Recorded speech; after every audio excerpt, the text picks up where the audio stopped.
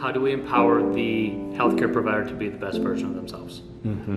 Right. Meeting the healthcare provider where they're at. Right. They're going to come in with a certain mindset. They'll have worked in the healthcare system for a time. They're going to come in with a certain mindset. We have to recognize that. That's where the coaching comes into play. That's where the team support comes into play.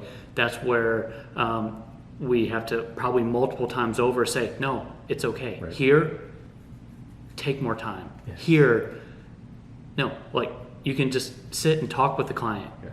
You don't need to be doing quote unquote billing activities Right. constantly. Build the rapport. Which is essential. Right. If you're going to get them to follow through on some of this stuff, is that rapport, that connection. And it takes time. You can't rush rapport. You can't rush connection with the patient, because they're just going to sense that. So they're not going to give you their all. Right. I imagine. Right.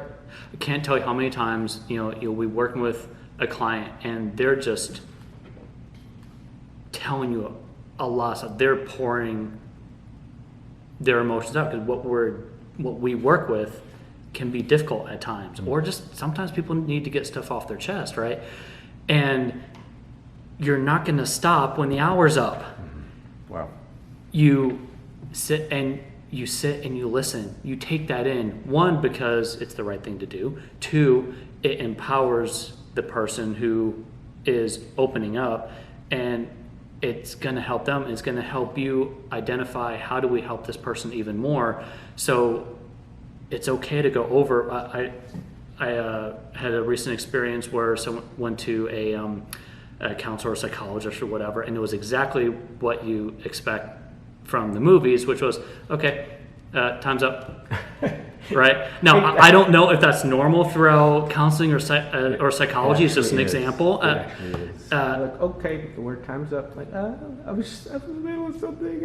Right. And it's that way a lot in healthcare, because you have to be on that rigid schedule, rigid clock. Now, in physical therapy, it's not, okay, time's up, because it's not one-on-one. Even worse, you might be circling, working with, 3-4 people at the same time.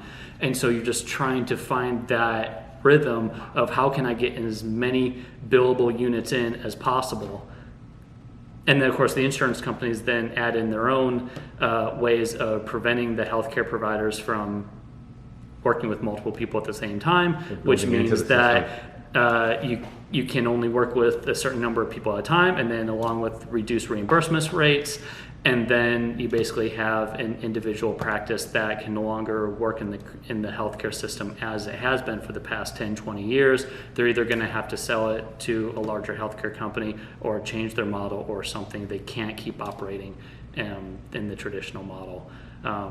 So it's just this back and forth cycle.